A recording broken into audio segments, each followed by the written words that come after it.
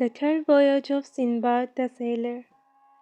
I soon again grew weary of living a life of idleness and hardening myself against the thought of any danger. I embarked with some merchants on another long voyage. We touched at several ports where we traded. One day we were overtaken by a dreadful tempest which drove us from our course. The storm continued several days and brought us before the port of an island which the captain was very unwilling to enter, but we were obligated to cast anchor. When we had furled our sails, the captain told us that these and some other neighboring islands were inhabited by hairy savages who would speedily attack us. And they were but rafts, we must make no resistance, for they were more in number than the locusts, and if we happened to kill one, they would all fall upon us and destroy us. We soon found that what the captain had told us was but too true. An innumerable multitude of frightful savages, about 2 feet high, covered all over with red hair, came swimming toward us and encompassed our ship. They chattered as they came near, but we understood not their language. They climbed up the sides of the ship with such ability as surprised us, took down our sails, cut the cable, and hurrying to the shore, made us all get out, and afterward carried the ship into another island from whence they had come.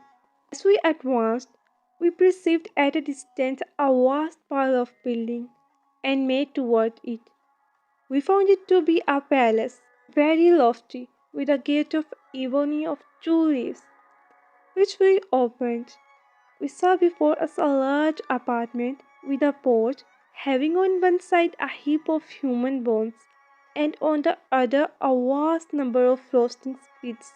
We trembled at the spectacle and were seized with deadly apprehension, when suddenly the gate of the apartment opened with a loud crash, and there came out the horrible figure of a black man, as tall as a lofty palm tree. He had but one eye, and that in the middle of his forehead. It blazed bright as a burning coal. His foreteeth were very long and sharp, and stood out of his mouth, which was as deep as that of a horse. His upper lip hung down upon his breast. His ears resembled those of an elephant and covered his shoulders, and his nails were as long and crooked as the talons of the greatest birds. At the sight of a frightful genie, we became insensible and lay like dead men. At last, we came to ourselves and saw him sitting in the porch looking at us. When we had considered us well, he advanced toward us, and laying his hand upon me, took me up by the nape of my neck and turned me around, as a butcher would do a sheep's head. After having examined me and perceiving me to be a lean that I was nothing but skin and bone, he let me go. He took up all the rest one by one and viewed them in the same manner. The captain being the fattest, he held him with one hand, as I would do a sparrow, and thrust a spear through him. He then kindled a great fire, roasted, and ate him in his apartment for his supper. Having finished his repast, he returned to his porch, where he lay and fell asleep, snoring louder than thunder. He slept thus till morning.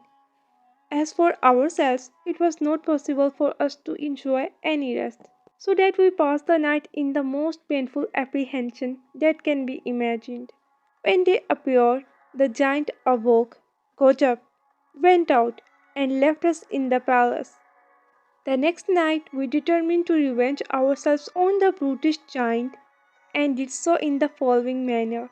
After he had again finished his inhuman supper on another of our seamen, he lay down on his back and fell asleep. As soon as we heard him snore according to his custom, 9 of the boldest among us and myself took each of us a spit and putting the points of them into the fire till they were burning hot. We thrust them into his eye all at once and blinded him. The pain made him break out into a frightful yell. He started up and stretched out his hand in order to sacrifice some of us to his rage, but we ran to such places as he could not reach, and after having sought for us in vain, he groped for the gate and went out, howling in anger. We immediately left the palace and came to the shore, where with some timber that lay about in great quantities, made some rafts, each large enough to carry 3 men. We waited until day to get upon them, for we hoped if the giant didn't appear by sunrise, give over his howling, which we still heard, that he would prove to be dead. And if that happened to be the case, we resolved to stay on that island and not to risk our lives upon the rafts. But they had sacrosanktly appeared when we perceived our cruel enemy, with 2 others, almost of the same size, leading him, and a great number more coming before him at a quick pace. We didn't hesitate to take to our rafts, but put to sea with all the speed we could. The giants, who perceived this, took up great stones, and running to the shore, they entered the water up to the middle. You saw exactly that they sank all the rafts, but that I was upon, and all my companions, except the 2 with me, were drowned. We rowed with all our might, and got out of the reach of the giants. But when we got out to sea, we were exposed to the mercy of the waves, and spent that day and the following night under the most painful uncertainty as to our fate. But next morning, we had the good fortune to be thrown upon an island, where we landed with much joy. We found excellent food, which afforded us great relief and regained our strength. At night, we went to sleep on the seashore, but were awakened by the noise of a serpent of surprising length and thickness, whose scales made a rustling noise as he would himself along. He swallowed up one of my comrades, notwithstanding his loud cries and the efforts he made to extricate himself from it. Dashing him several times against the ground, it crushed him, and we could hear it enter the poor fellow's bones. Tough, we had fled to considerable distance. Following day, to our great terror, we saw the serpent again, when I exclaimed, "Oh heaven, to what dangers are we exposed!" We rejoiced yesterday at having escaped from the cruelty of a giant and the rage of the waves. Now are we fallen into another danger, equally dreadful. As we walked about, we saw a large tall tree, which we designed to pass the following night for our security, and having satisfied our hunger with fruit, we mounted it accordingly. Shortly after, the serpent came hissing to the foot of the tree, raised itself up against the trunk of it, and meeting with my comrade, who sat lower than I, swallowed him at once and went off. I remained upon the tree till it was day, and then came down, more like a dead man than one alive, accepting the same fate as had befallen my 2 companions. This filled me with horror, and I advanced some steps to throw myself into the sea. But I withstood this dictate of despair, and submitted myself to the will of God, who disposes of our lives at his pleasure. In the meantime, I collected together a great quantity of small wood brambles and dry thorns, and making them up into fagots, made a wide circle with them round the tree, and also tied some of them to the branches over my head. Having done this, when the evening came, I shut myself up within the circle. Great satisfaction that I had neglected nothing which could preserve me from the cruel destiny with which I was threatened. The serpent failed not to come at the usual hour, and went round the tree, seeking for an opportunity to discover me. I was prevented by the rampart I had made, so that he lay till day, like a cat watching in vain for a mouse that has fortunately reached a place of safety. When they appeared, he retired, but I dared not to leave my fort until the sun arose. God took compassion on my hopeless state, for just as I was going, in a fit of desperation, to throw myself into the sea, I perceived a ship in the distance. I called as loud as I could, and unfolding the lining of my turban, displayed it that they might observe me. This had the desired effect. The crew received me, and the captain sent his boat for me. As soon as I came on board, captains and seamen flocked about me. You know how I came into the desert island, and after I had related to them all that had befallen me, the oldest among them said they had several times heard of the giants, and yet they were cannibals.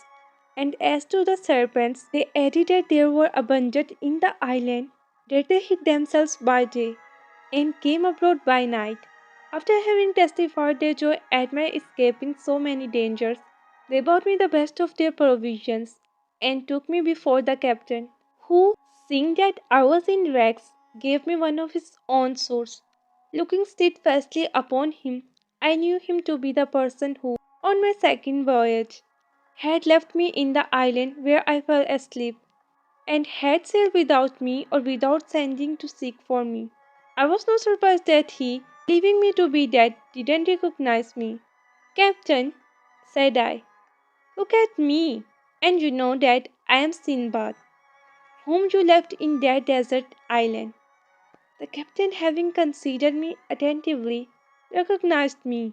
God be praised, said he, embracing me. I rejoice that fortune has rectified my fault. There are your goods, which I always took care to preserve. I took them from him, and made him my acknowledgment for his care of them. We continued at sea for some time, touched at several islands, and at last landed at that of Salabad. Here sandalwood is obtained, and which is much used in medicine. It is the wood of low tree, which had yellow wood in the center of the old sandal tree, is highly esteemed for its fragrant perfume, and is much used for cabinet work. From the Isle of Salabat we went to another, where I furnished myself with cloves, cinnamon, and other spices. As we sailed from this island, we saw a tortoise 20 cubits in length and breadth. We observed also an ambitious animal like a cow, which gave milk. Its skin is so hard that they usually make buckles of it. I saw another, which had the shape and color of a camel. The animal was giraffe. In short, after a long voyage I arrived at Bussorah, and from thence returned to Baghdad, so much wealth that I knew not its extent. I gave a great deal to the poor, and bought another considerable estate. Thus Sindbad finished the history of his third voyage. He gave another 100 sequins to Hindbad, and invited him to dinner again the next day to hear the fourth voyage to be continued.